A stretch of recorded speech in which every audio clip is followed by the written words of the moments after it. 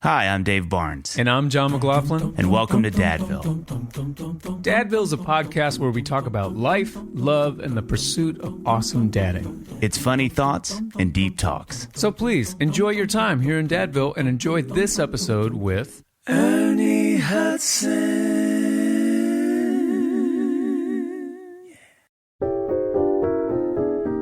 This show is sponsored by BetterHelp. Give online therapy a try at betterhelp.com/dadville and get on your way to being your best self. John, sorry to interrupt. Yeah. How is your social battery right now? Oh, that's a great question. Yeah. I've kind of been feeling drained lately, if I'm being honest. Yeah. I wonder if I don't set enough boundaries. Yeah. You know, I feel like sometimes I spread myself a little too thin. Hey, John, listen. I know what you mean, John. It can be easy to ignore our social battery and spread ourselves thin with all the social gatherings picking up after winter. It's tough to know what the right amount of socializing is for me, and how to best recharge. Yeah, I know. John, therapy can give you the self-awareness to build a social life that doesn't drain your battery. I agree completely. I think therapy is a great way to learn positive coping skills and how to set boundaries. I think it could empower me to be the best version of myself. John, it isn't just for those who have experienced trauma. It can benefit anyone. That's right. If you're thinking of starting therapy, give BetterHelp a try. It's entirely online, designed to be convenient, flexible, and suited to your schedule. Just fill out a brief questionnaire to get matched with a licensed therapist and switch therapists anytime for no additional charge. Find your sweet spot with BetterHelp. Visit betterhelp.com/dadville today to get 10% off your first month. That's BetterHelp, HELP.com/dadville. I do feel like I want to talk quickly, as John said. We assumed you were late because you were working out. No. That you were just throwing weights around, and you thought, these guys can wait. I got to get through this 500-pound bench press. I wish I was that disciplined. I wish I could say that was it. But this is all kind of interesting to me because, I've never really been, I don't want to say been a fan. I always know it was important. But I've never really gotten into working out. Until maybe my early 70s. I call him Mr. Jiggles, came to visit. And Mr. Jiggles is this little guy that's just around the navel and a little below that suddenly, and he wouldn't go away, Mr. Jiggles visits people typically much earlier in their lifetime. So if he didn't get you until your 70s. People said when I turned 50, that would be a big change. There was no change. Mm-hmm. But it just suddenly it was kind of there, and I felt like it was talking to me, especially after the sun goes down. It's like, eat, I gotta eat, and I was feeding it. So about a year ago, I started getting to the gym, and I think little by little, just changing lifestyle a little bit, I realized that I had to begin to do something. But I've always basically use fasting to kind of keep things from getting out of whack, So this is God-given, what we're looking Pretty at. much God-given. And then if I'm, I've done films where I've played boxers or I got to do some, then I'll work out hard to sort of get into that condition. But generally speaking, I've never really, I was, I've said it on a number of places, but when I was in high school, I took this awful job working in a foundry, and my job was shoveling dirt. And these cups were on a conveyor belt, so you could never fill them up because they just kept rolling, and you just kept shoveling. It was a room filled with dirt. I don't even know how big the room was because it was just piles of black dirt that would go up and go on a conveyor belt to the molders who use it to make molds. So I went to work from 2 to 12 at night. I'd go to school in the morning, get off at noon, get with my brother, go to work. From 2 to 12, I basically shoveled dirt. There we go. And okay. I think it built up my upper body and my arms. Yeah, no kidding. It sort of lasted, for the rest of my life, I guess. If I could just tell my younger self, go shovel dirt for kids. just if you're hours listening, and hours. Grab a shovel. Okay, so we got Ernie. We have to introduce you because this is people already hear your dulcet tones and immediately are taken to very specific places and times. But we do here on Dadville, we do what's called the brag sheet, where we just kind of tell people all the myriad of things you've done. And once again, man, just there's a lot of things you've done. So buckle up because this is going to be a little bit like this is your life. So just enjoy it as it scrolls across and you get to enjoy all of your accomplishments. All right, so the big thing is the new movie is out, Ghostbusters Frozen Empire, that's big. Originally from Michigan, attended Wayne State University and Yale School of Drama, which we've never had someone that has attended Yale School of Drama on here. Appeared in over 250 movies and shows. That's just, people listen to some of these, okay? We obviously know Ghostbusters, we've just said. The Crow with Brandon Lee, Miss Congeniality 1 and 2, which are my favorite, my wife and some of our favorite movies. Hand That Rocks a Cradle, Congo, recent films, Champions, Retirement Plan with Nicolas Cage, Prisoner's Daughter with Brian Cox, television, this is insane, Secret Life of the American Teenager, Law and Order, LA's Finest, Twin Peaks, Scandal, Blue Bloods, Grey's Anatomy, Ballers, and two of my favorites, Dukes of Hazzard and A-Team. Huge shout out there. That made me so happy seeing those. Got a little emotional. This is a fun fact. This is really cool. Has been a reserve deputy sheriff in San Bernardino County in California Sheriff's Office, which I don't know how that works. I feel like there may be some money being exchanged that we don't know about. Worked with his son, Ernie Hudson Jr. in the HBO series Oz, which we love. Of course, is Dadville. And then won the Satellite Award for Best Actor in a Series for his performance in HBO's acclaimed prison series Oz. Currently stars in the reboot of Quantum Leap. And right now is also starring not just in Ghostbusters, but as we said, as a meme that is traveling the internet that I sent John this morning that I just want to read really quickly because this is once again about your biceps. Actor Ernie Hudson is going viral for being phenomenal shape at 78. And that's just, that's your life, Ernie, just being in shape, crediting your dirt scooping days. So when you hear this, we always love asking this. So when you hear that, all these, we left out copious amounts of things. How do you feel hearing that? Like when you think of all the things you've worked on and done, like how do you feel hearing that? Well, it's well, first off, I say it's nice that someone noticed. It went viral, I think, with a press junket I did in London, and I wore a T-shirt, which I tend to wear just a lot because I'm bad at picking out clothes. But so after 78 years, nothing's changed physically, but suddenly someone noticed. But I think it's we do the work. I wanted to be a working actor. I started in 66, 67. And I've been very blessed to, from the day I decided to be an actor, to be able to make a living at it.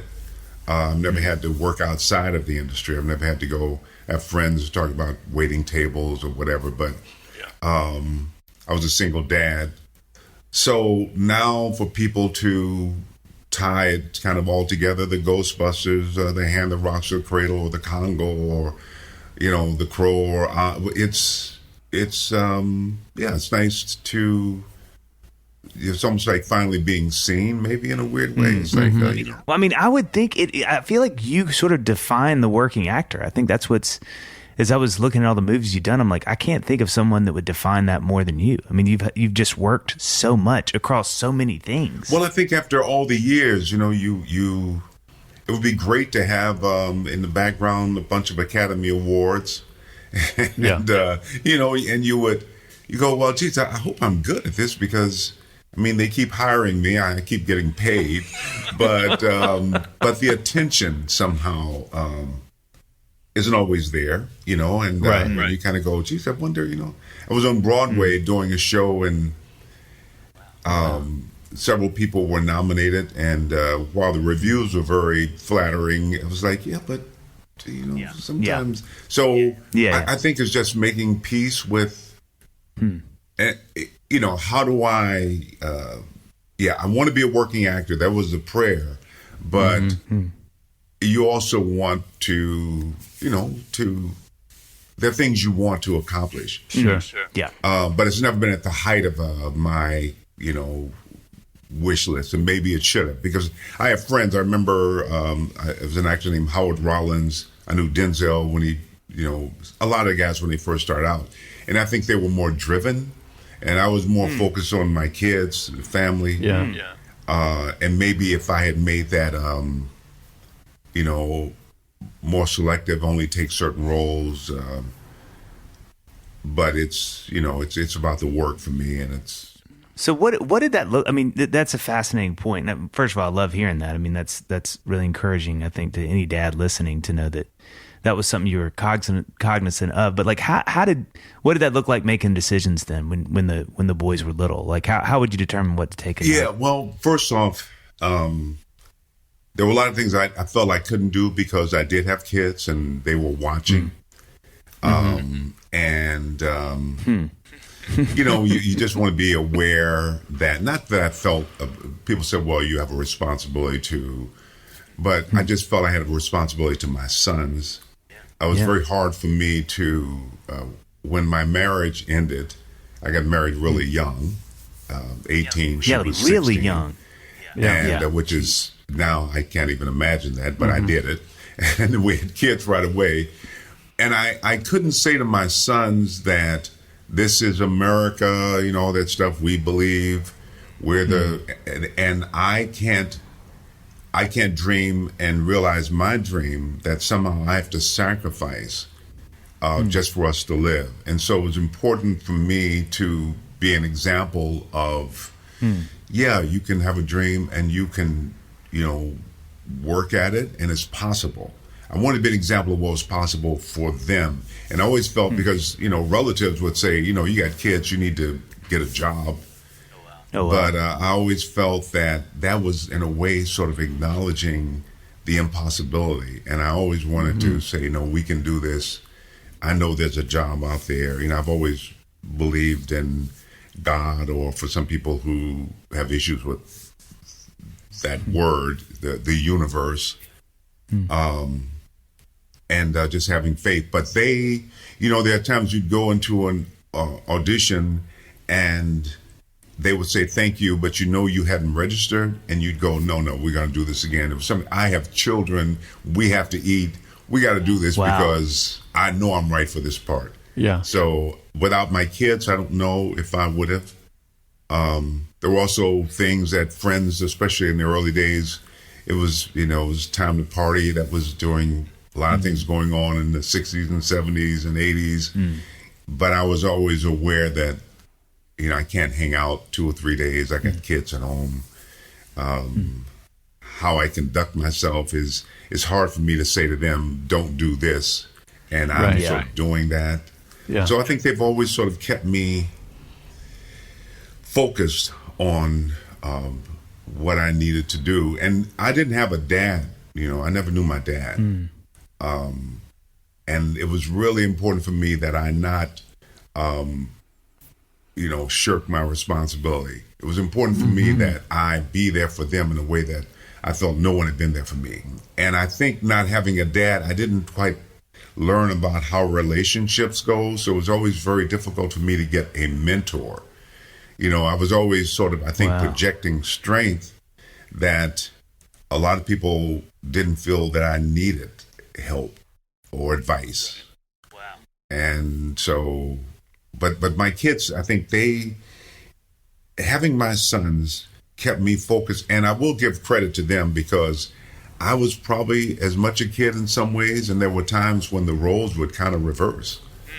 And the kids would go, I'd come home frustrated over not getting a part, and my sons would go, Dad, let's take a deep breath, sit down. Now, what's wrong? And I'm like, I didn't get the part. I've worked so hard. I knew I'm right. And they said, Dad, get him some water.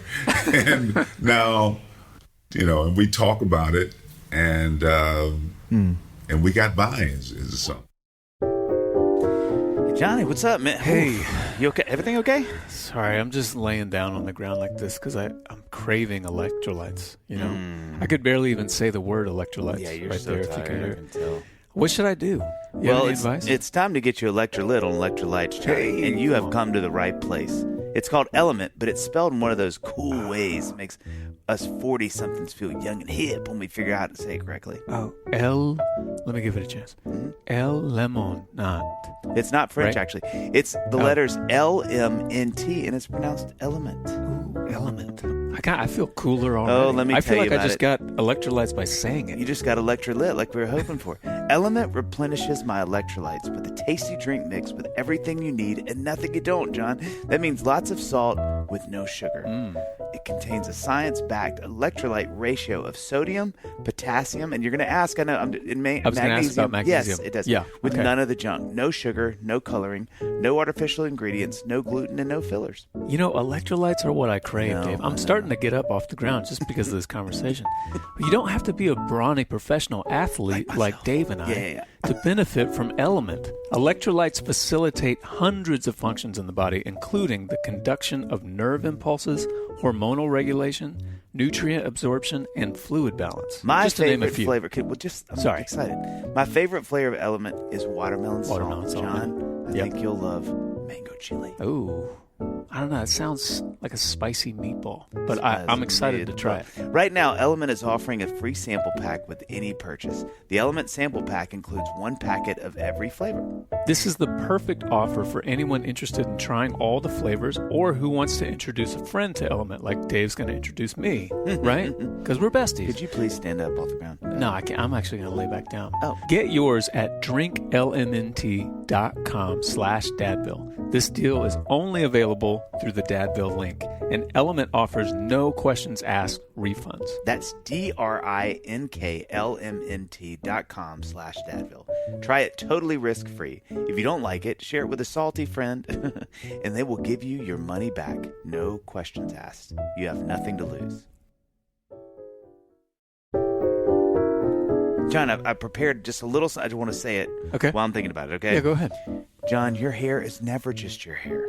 Okay? Where are you going with this? Well, just stay Go with ahead. It's built into your identity, your confidence, your brain space. It's been with you through thick and thin. It's also thick and thin. And the reason it may be thinning, see where I'm going here, that's not just hair either. You know what? I couldn't agree more. Yeah. It could be something with your job or your stomach or even your antiperspirant. What? That's right. So when it comes to supporting your hair, we don't just support your hair. We support the person it grows from. Oh, that's We great. take the whole body approach to supporting your lifestyle, not just your hairstyle. Nutrafol knows it could be the daily stresses of parenting. Don't have those. My kids are in. Nope. Eating junk food. What is it? I don't even know what junk food is. Skipping meals. Haven't eaten in 6 days. Or experiencing sleepless nights. I'm asleep right now, John. There are so many reasons why your hair may be thinning, and Nutrafol has a plan to help. Dave, if I could add to that, Nutrafol is the #1 dermatologist-recommended hair growth supplement with over 1 million people seeing thicker, stronger, faster-growing hair with less shedding. Physician-formulated with drug-free ingredients, Nutrafol's hair growth supplements are clinically tested to multi-target key root causes of thinning, John. That's right. And with Nutrafol, building a hair growth routine, it's simple. Yeah. Purchase online. No prescription or doctor's visit required, free shipping, and automated deliveries ensure you'll never miss a day. See results in 3 to 6 months. Take the first step to visibly thicker, healthier hair. For a limited time, Nutrafol is offering our listeners $10 off your first month subscription and free shipping when you go to Nutrafol.com and enter the promo code DADVILLE. That's Nutrafol.com, spelled Nutrafol.com, promo code DADVILLE. That's Nutrafol.com, promo code DADVILLE. One of the sweetest things, it meant so much to me. I was on Ernie Hudson Jr.'s Instagram page, and he posts about you so much. It is the sweetest thing. Oh, wow. It moved me so much because it was, obviously he's got his things going on, but then every about 5 or 6 slides or whatever, there'd be a picture of you, and it would just be the sweetest little comment of like, look at Pops out there still. In fact, the one that made me laugh the hardest, and John actually talked about this because you've been in so many films and TV shows, is one he posted. He was like, my wife alerted me to my dad is in a movie that just came out. I didn't even know he shot. And I thought that was like the funniest thing because I was like, that's how much you're working. But I just thought it was such an endearing thing and speaks to y'all's relationship that he would, take the time to post those things and brag on you. You know? I never really saw his pages. I don't really do a lot of online stuff, but that makes me very, very happy. Ernest, my oldest son, he taught me how to play chess. He would, when he was a little kid, he'd introduce me to books. Jonathan Livingston Seagull was one of the books. Oh, yeah. I don't know how he found it. He must have read it in school or something, but Siddhartha was one of the books. But he's always been, when things are really confusing, Ernest is always that counsel that and it goes both ways. But I just, all of my sons, it's difficult for me being at this stage of parenthood because, they have children. Yeah. And there's a gap between me and their children, and I don't quite understand the role of grandparent. I don't quite know how you can't sort of interfere, but they live lives that I'm not familiar with, and I have a real difficult time with that. But my sons are all great people. And do they live out there? Two of my sons, one has kind of never left home, and one just came back. He's a watchmaker. He was up in Seattle, and he took a job here near LA, and so he just moved back home. But my older boys that I raised as a single dad, they Ernest is in New York and Rockman is in Atlanta, and they have their families. I want to go back to you grew up in Michigan, Benton Harbor, Michigan. Yeah. And I'm from Indiana, so I feel like maybe we lived parallel lives on some, we had miserable winters for a while there. I can feel you on that. But what was the house like growing up that you grew up in? Like, were there siblings? Were you lived with your grandmother? Is that right? Yeah, my grandmother. Yeah, my mother had separated from the family. She had been married, had a baby, and then she and her husband broke up in, I think, Arkansas someplace. She went to East St. Louis and met my father. But she lived with a lady who got sick, and she stayed to take care of the lady. The lady had tuberculosis, which was the deadliest disease for the longest time. The lady died. By then, my mother had contracted the disease, but she had gotten pregnant with me. Came up to Michigan, where her family had migrated to, Benton Harbor, and gave birth to me and died. I was born in December. She died, I think, in March. And so my grandmother had me and my brother, who, my brother and I have different dads. But he knew his dad. I never really, because nobody in my family knew my father. They weren't around when she got pregnant. So I didn't think I'd have a way of ever contacting that part of my family. My son, Ernest, who I was talking about earlier, he found that part of the family on one of those ancestor way. But okay, I got lost from the question again. I'm sorry. Well, I actually wanted to ask, as you mentioned that, like, growing up in Benton Harbor with your grandmother, did you like all of us, we just are born into whatever we're born into, and that's like the water you swim in. Were you aware that, like, I've got friends who their dads are at home, like I want to know who my dad is, when you were younger, or were you just like, no, I didn't really think about it? Oh, no. Up until I was probably about 8.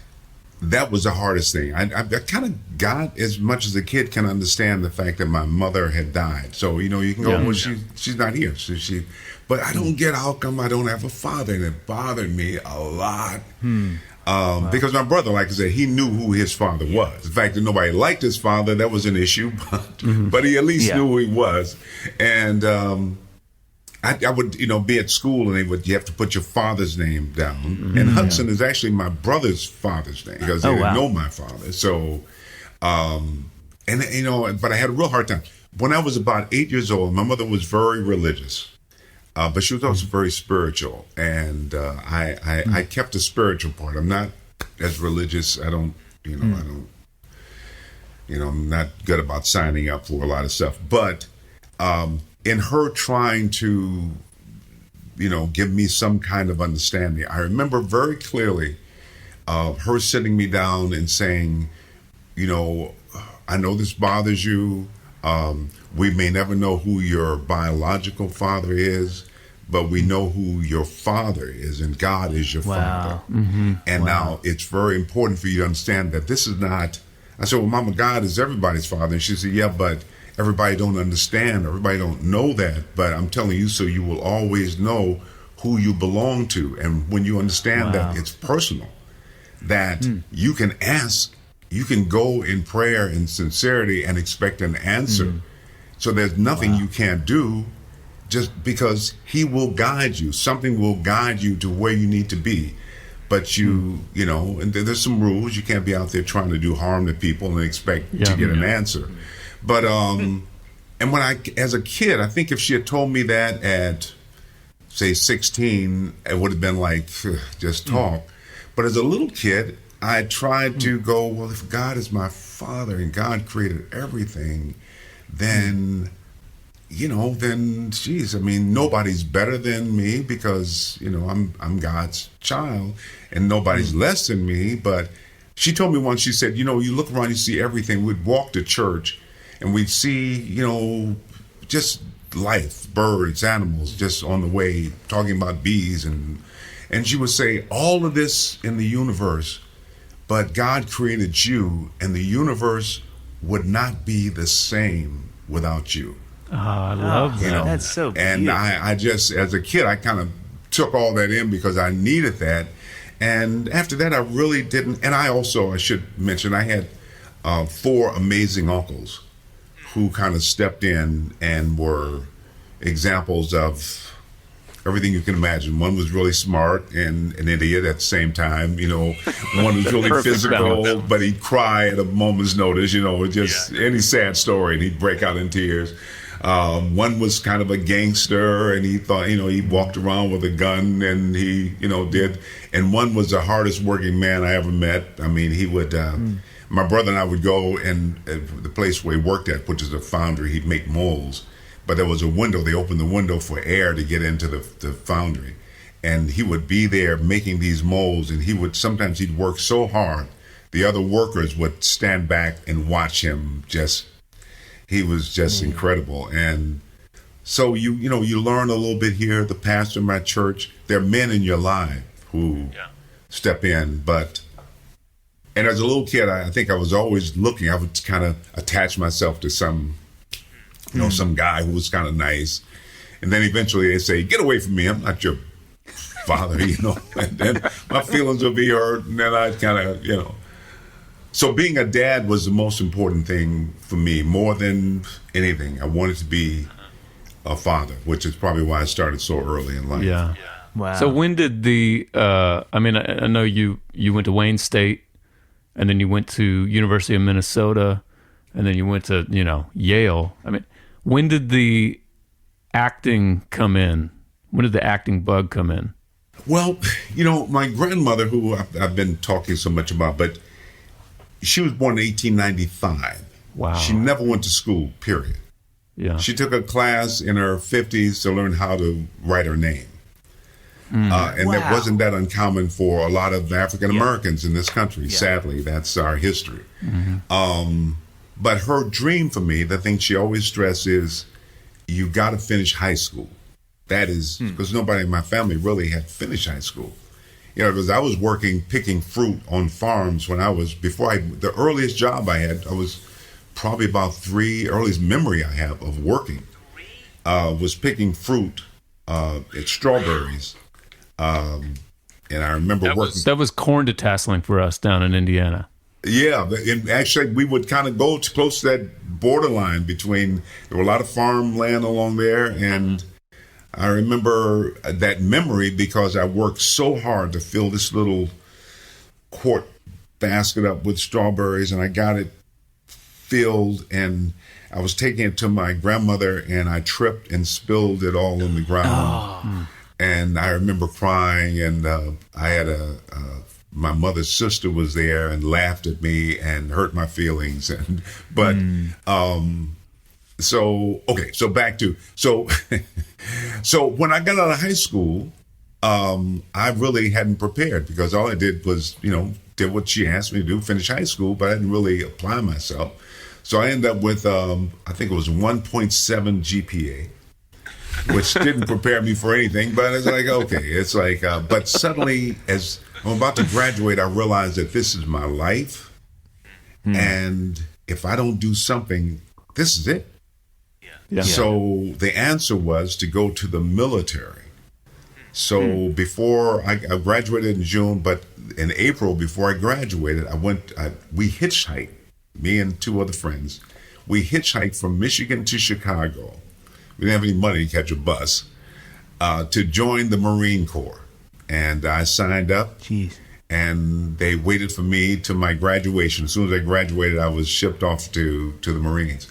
But that was my answer. But the problem was, after getting to the Marines, somebody mentioned that there was a war going on. In '64, nobody talked about a war. I didn't know there was a war.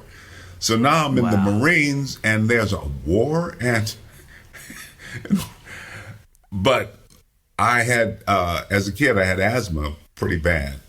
And I'm allergic to certain things. I'm allergic to shellfish.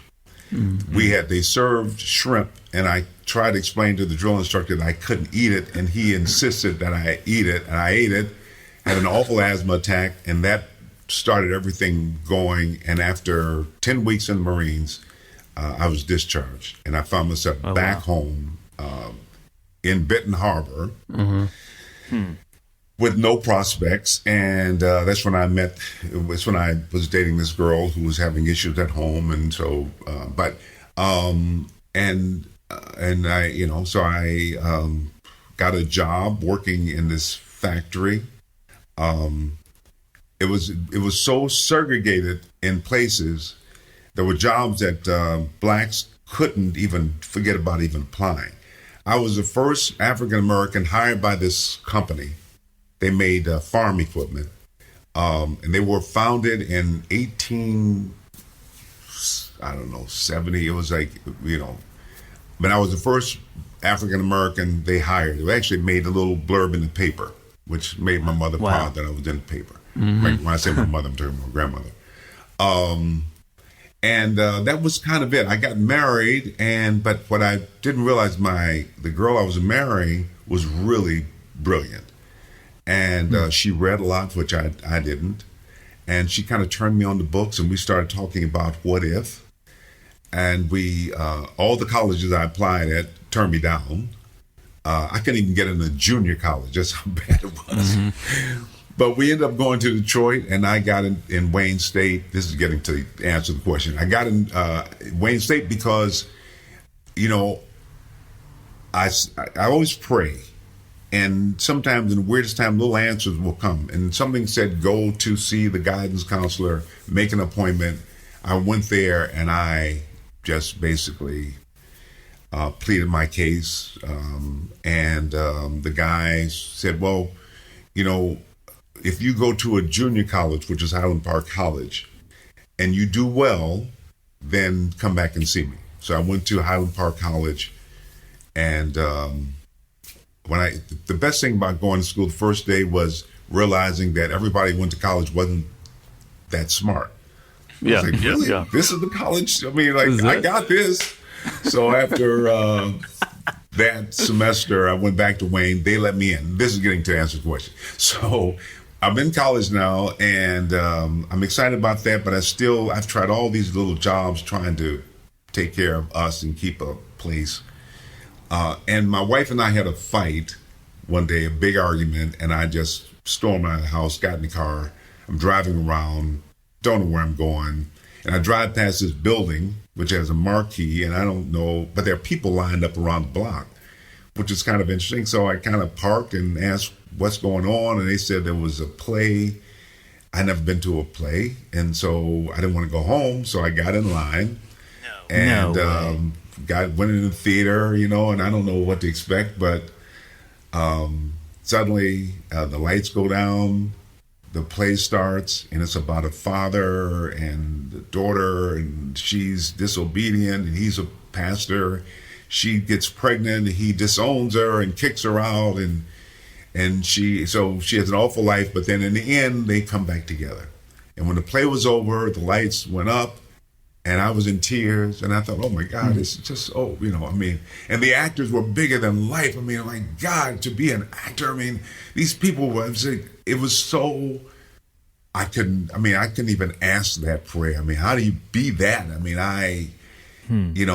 So that following semester, I needed an elective, and I saw they had an acting class. And so my wife suggested I take the class. And from the day I walked in the theater, I walked on stage, and I just knew I was home.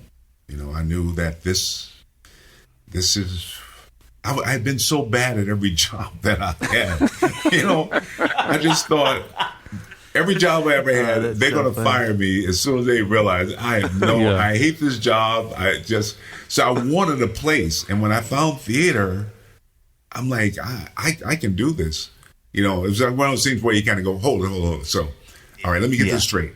Now, I learned the lines and learned the story, and I do this, and then I get paid. Yeah. I got it. I got this. You're like, this has been around this whole time? I could have been doing this? Who knew? Are you kidding me? Shit, please. I don't dishevel dirt. Come on. When's the part where we have to, grab a shovel? And they're like, oh, we don't do that.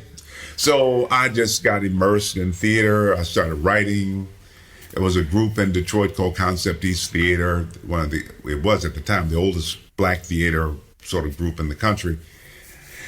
I started a theater with some guys. We just was, theater was it. And for almost 10 years, it was just doing a lot of plays. A lot of plays. I was always on stage. And that's how I just... Sorry, John. I'm worn out from grocery shopping. Oh my gosh, my arms hurt, my legs hurt, my feet hurt, my heart hurts. And you really engage your core when you shop. I've seen you do it. When I lean over to get the peanut butter, footage. It's amazing. Well, you know what? It's funny you bring that up because it's one thing that everyone has to do is grocery shop. Yeah. So I say, why not do it from the comfort of your couch? I've been saying that for years and years and years. For me, that's where Thrive Market comes in, right? Okay. Let me tell you something. No junk food, all right? Healthy grocery store food that even my kids love. Okay, John, I'm going to actually agree with you here. Okay, first of all, because I'm really sore from grocery shopping too. Because Thrive Market is also my go-to for all of my grocery and household essentials and convenience. The sheer convenience of getting everything online, then quickly shipped to my doorstep is a huge time saver. No hurt ACLs, my ankle's not throbbing. Right. Let your body recover with Thrive Market. They carry brands with the highest quality ingredients and sourcing methods. They restrict hundreds of ingredients across their food and cleaning categories, and I can use their on-site filters to suit my lifestyle needs, Dave. John, can I tell you something else? Whether you're looking for organic kid snacks, low-sugar alternatives, or gluten-free party essentials, you can curate your own shopping experience with a few clicks to make simpler, healthier swaps. Personally, John, I use the ketogenic filter. Oh, it keeps me keeps me buff. You saw me mowing the other day and yelled across, "Dave, you look buff." That's what it sounded like you said, and now in retrospect, you may have said, "Can I borrow?" Look, the only activity that engages your core more than grocery shopping is mowing your lawn. I know that. I just love to save. Yeah, right? I know. And as a Thrive Market member, I save money on every single grocery order, over 30% on average. Right? They even have a deals page that changes daily and always has some of my favorite brands. Oh, I love the deals page. In fact, I saved 18% on apple cinnamon yes bars. Yes. Not no bars, John, yes bars. And 19% on Aloha protein bars. And of course, I got some Banza pasta. Oh, yeah. Plus, when you join Thrive Market, you're also helping a family in need with their 1-for-1 membership matching program. I join, they give. Save time and money and shop Thrive Market today. Go to thrivemarket.com/Dadville for 30% off your first order plus a free $60 gift. That's THRIVE market.com/Dadville. thrivemarket.com/Dadville. Yeah, when you started like that, did you have someone in that space, in the theater space, see you and go, hey, there's something here. Like, you should really keep trying. Yeah, it was two guys. One, his name was Earl D.A. Smith. Brilliant man. Had come to Wayne State. He was amazing. And he had he was an instructor there, and he just saw, I don't know, something in me. He was very, all the things he cast, I was always kind of the lead. I now realize that for all the guy parts, I was probably the strongest looking male. You know what I mean? It's like, you know, a lot of the guys were kind of dancers and not, you know what I mean? But right. One of the first plays we did called How the Snake Got Its Rattles, and it was about a snake who's getting trampled on. And so he goes up to heaven to see God and say, God, you got to help me out here. These people are... So God gives him poison, and then he comes down and he starts just biting everybody and just killing everybody. So finally God gives him a rattle so that people be aware when he's around. So I played God, you know, in the play. Yeah. Of course. And it was well received. But, and there was another a guy named David Regal, who we started the Actors Ensemble with. But David also cast me in a lot of stuff. And then I met a guy there who was doing a lot of community theater, a guy named Cliff Rockmore, and we just, you know, we just was working a lot. I got my actor's equity card during that time in Detroit, and that was before Yale and all that. But yeah, and once I was, you know, I'm an actor. I think I saw myself more. I wanted to be more of a writer than an actor, but writing is, and even now it was work.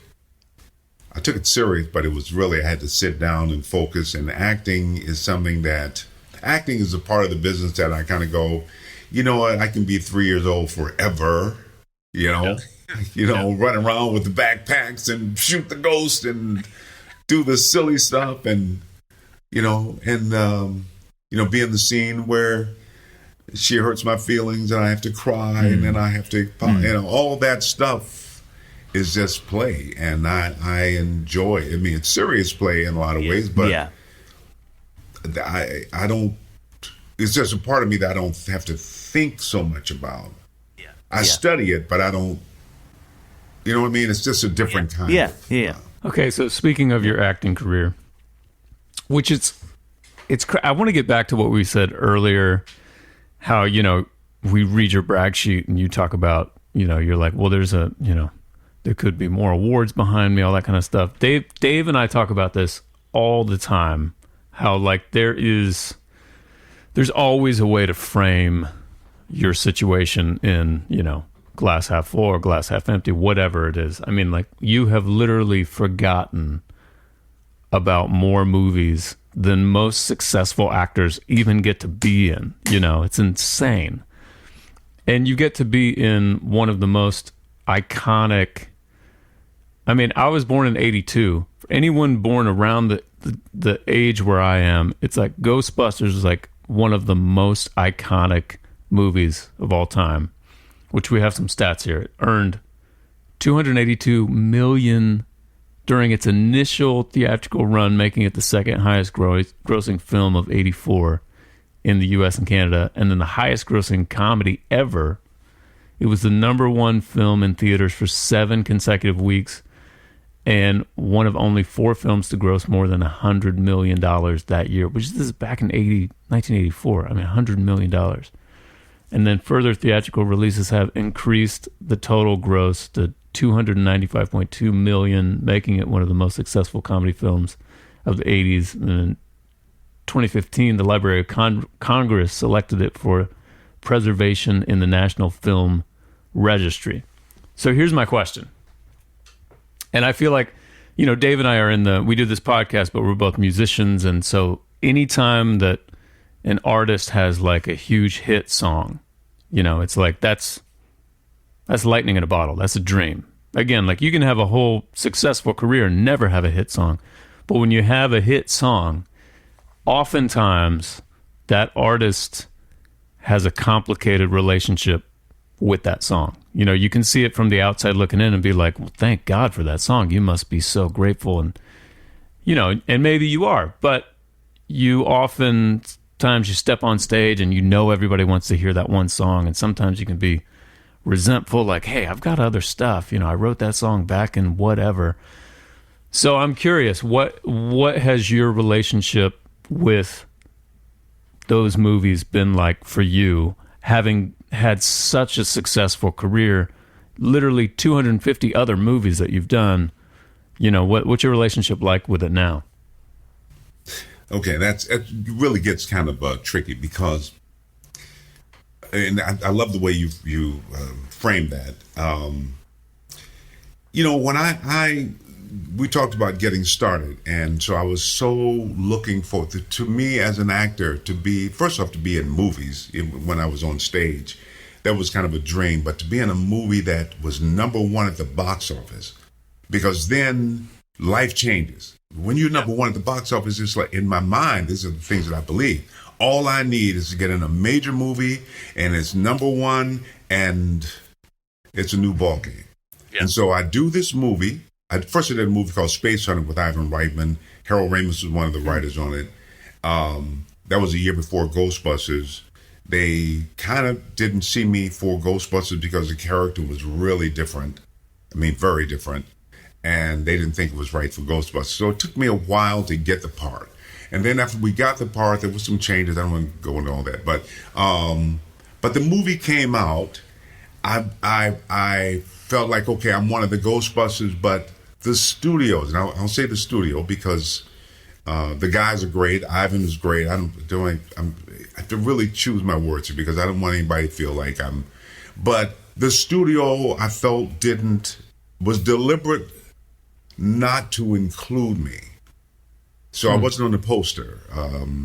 I felt like if I had been presented as one of the Ghostbusters, that would have been a career changer. But as a result, it went the other way, where I've been working, doing film and work. Suddenly, there was no work. It took 3 years, I think, after Ghostbusters before I got another film, which is just totally the opposite of anything that I could have even imagined. I'm like, wow. People were I couldn't get into it. With Columbia, it was their biggest movie. It kind of, in a lot of ways, saved the studio. And they would invite me to go to some of their shareholders' parties because I'm in this big movie. I couldn't get an audition with Columbia. Really, it was nuts. Why do you think that is? I think sometimes the studios want to focus on certain actors. In other words, these are the people we want to focus on, and you will call attention. Now, in fairness to Sony, I know, and they basically said to me, we're not the same studio. And that's why you see in the new movie, the Winston character has evolved. Now Winston is, he's in a different place. I feel that's the same, and I'm included in the PR, even though, so now I'm a part of, and I think maybe in some ways you get the benefit, but back in '84, like I said, it was weird. And you got to remember, I'm a single dad. I still got to pay the rent. Yeah. Now, I've said this before, and people always take things a little out of context. I'm not saying I feel I should have gotten the same money that Bill Murray and Dan Aykroyd got. I'm not saying that. I'm just saying, people ask me my personal thing. Yeah. I'm saying as a single dad trying to keep things going, it was a challenge. They did the cartoon, and I assumed that I would play my part because I've done other voiceover stuff. It wasn't like I didn't know that. But they cast Arsenio Hall to be Winston Zeddemore. And so they said, well, you guys, wouldn't do it. Well, maybe Bill Murray, Dan Aykroyd, but I could use some money. I'm like, right. But okay. Now, having said all that, like I said, the studio is. I'm not angry at anybody, and I will say as growth, because sometimes we forget, if you really believe in the universal guidance, the lessons I learned, the growth that it took for me to make peace with that, to explain that to my kids, to get up the next morning and kind of go back out here to, and also one of the weirdest things during that time was the movie was so popular that if you, in the neighborhood I lived in, which was in sort of the Pico Robertson area, if people know LA, if you went to the store or the gas station, they were so excited about me being in the neighborhood and being in the movie. They would say, "Have you seen that movie Ghostbuster?" "Yeah, Ernie Hudson, he lives right at 1476. And people would show up at my door. And suddenly now I have no privacy, but I haven't made any money in the movie because I can't move. And it just was an interesting time. Yeah. But you kind of go, okay, I've studied very hard. I got into business because I felt like it's a business that I can do for the rest of my life. So what else can I do? And for the first time I did some commercials. I never did commercials. I did some print work. And I started doing TV because I really wasn't that interested in doing television. But those were the days when I did the Little House on the Prairie and a lot of those TV shows. I think it was one year I did, different television series, episode, guest starred about every week. I mean, like I have my own. Wow. Every week I was going from one show to the next.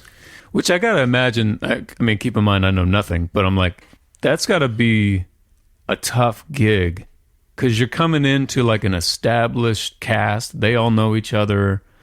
And you're popping in for this one thing that you got to do great. You don't have time to like develop a character. You got to like get in there and kill it, That's what TV is very fast. Which is, I did Fantasy Island with Ricardo Montalban. Oh, yeah. And Fantasy Island was one of those shows where they had a bunch of big guest stars. Mm-hmm. So I got this part, and I get to the set, and I'm a little, because this is, I think, Howard Duff and a bunch of people that I'd grown up watching on TV. I mean, these are older guys, but they've been around forever.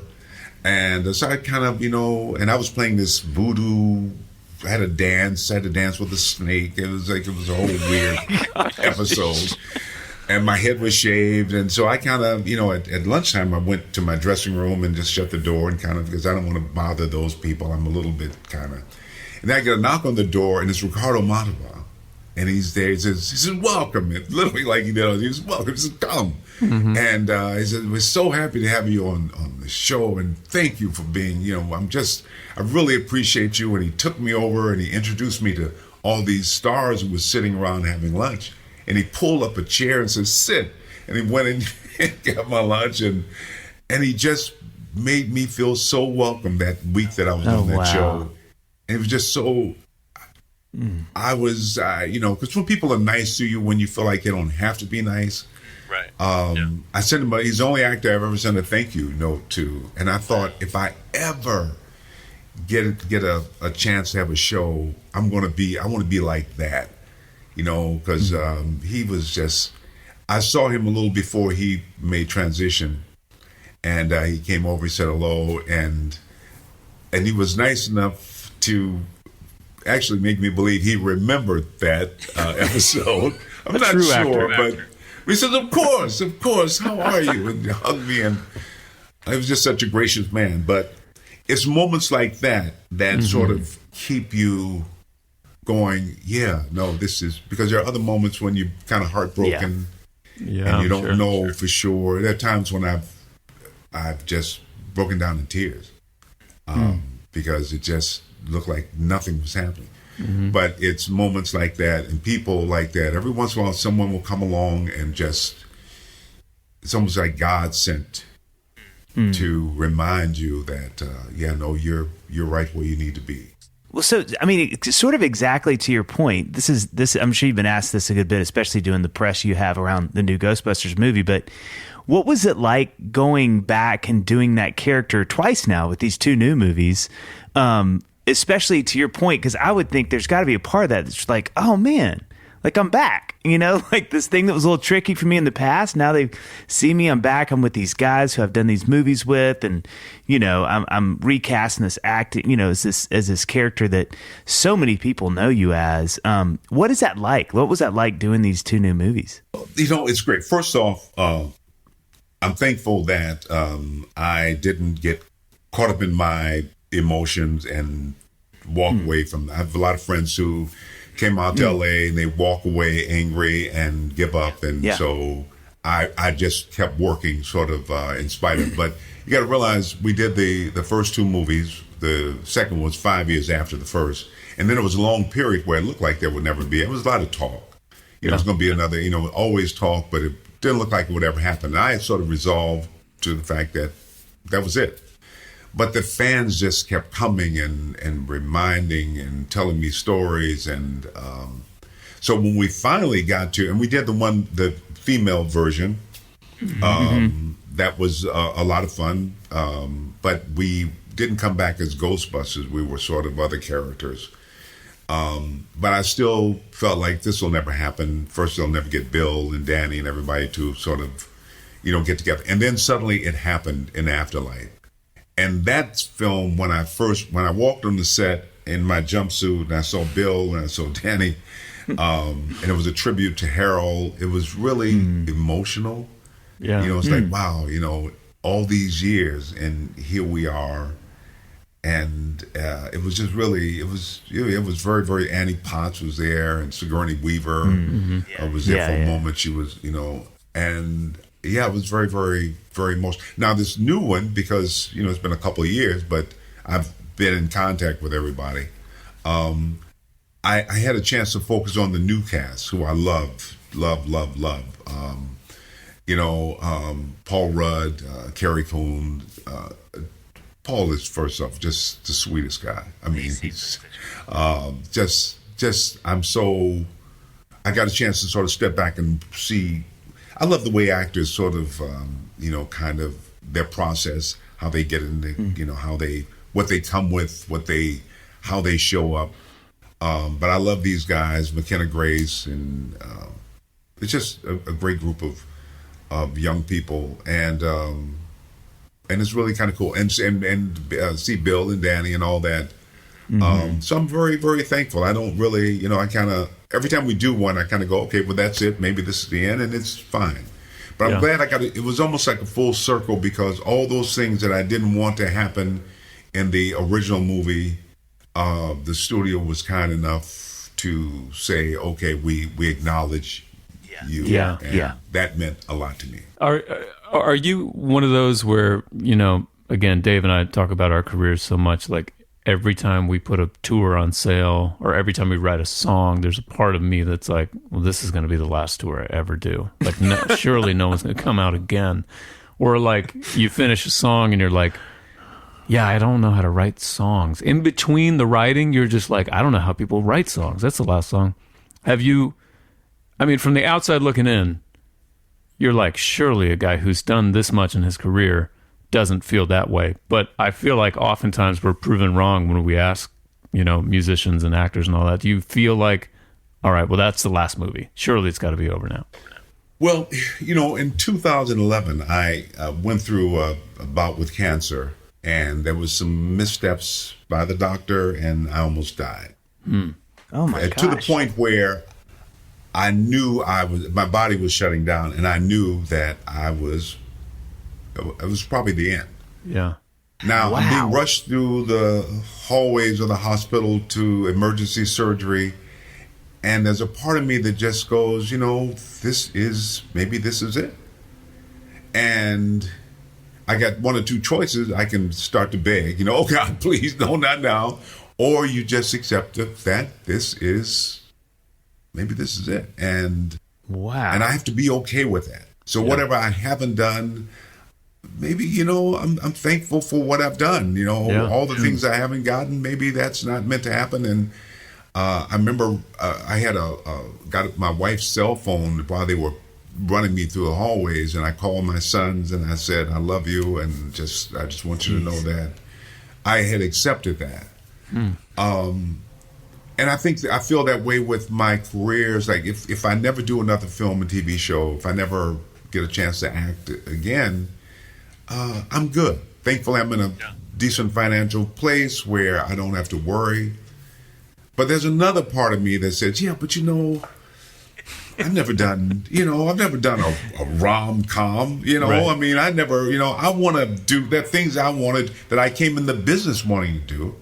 Yeah. And that's still a part of me. I want that role that defines. It was like when Jamie Foxx got Ray. Jamie Foxx is a wonderful actor, but sometimes a role just, it's just that role that you can. Yeah. I did it on stage with a play called The Great White Hope. And everything I ever learned, I had to call on to get through this show. I mean, it exhausted me. And every night out, I learned something. I haven't had that in TV. I've been in other people's stuff, and I'm happy to be working. Yeah. But now it's at a point where, and people will call me and say, we want you in our movie. We only need you for one day. We don't really. And I'm like, I don't want to be just in a movie. I don't need another credit. I want to be the guy, Right. I want to dig deep. I want to show up. Yeah. And so that's a little bit of, what's happening. Well, let me just say, first of all, thanks for being on. We so appreciate your time. And you taking time from your gym routine means so much to us. I'm just feeling for all the people out there who are so frustrated at your answer, like where you're like, no. They were expecting like, here, do these 5 things every day, and you can have these biceps. And they're like, well, that's not helpful. Yeah. You're just God given. Like, come on, just work in a mold factory. My grandmother's keep bringing her up, I guess, this morning, but her thing with me is. Don't worry about, I never saw myself as being really, I've never seen myself as not being smart, and I'm certainly consider myself intelligent, but I don't brag about being the smartest guy in the room. I'm not that guy. I'm not going to go on Jeopardy and win. You know what I'm saying? By the time I get the answer, the show will be over. So I get that. I accept that. But I'm smart enough for what I need. You know what I mean? I'm good. So her thing was, don't worry about doing something brilliant. If you have a magical moment and something happens, that's wonderful. But don't rely on that. Just don't be stupid. Stupid will get you killed. Yeah. You can't live your life as if there's no tomorrow, because you might have a tomorrow and you're going to have to live with that drunken binge you went on 30 years ago. Now your liver's not working right. So, and especially with kids. So I'm always aware of every day just trying to do something a little bit better. I'm not perfect with the eating thing, but I know who the enemies are. I know sugar's not my friend. I'm not going to not eat a bit of the birthday cake, but to eat the whole damn cake is not smart. Yeah, right. And I think it's a little bit of, I see people do stuff and I go, you're going to have to live with that. Yeah. So that to me is, I know I gotta, if I want to, appear healthy, I gotta either get to the gym or get up in the morning and do some push-ups. I mean, I gotta touch my toes. I'm 78 years old. If I can't touch my toes, that's just a great quote. I know that's just a good quote. So that's my answer. Yeah, that's great. Okay, so we end these with a speed round. So buckle up, because we've got some speed round questions for you, and then we'll release you back to Los Angeles. Okay, so I'll ask the first one. If you could have the world watch one of your movies or TV shows, you can just pick one, what would it be? The Hand That Rocks the Cradle. That's great. I like that movie. I like that character. Yeah. All right, second question. If you're going to sit down at the couch, like end of the day, you're going to sit at the couch, turn the TV on and watch something, what's your go-to? I love It's a Wonderful Life. Oh, wow. It just kind of just for the feel good.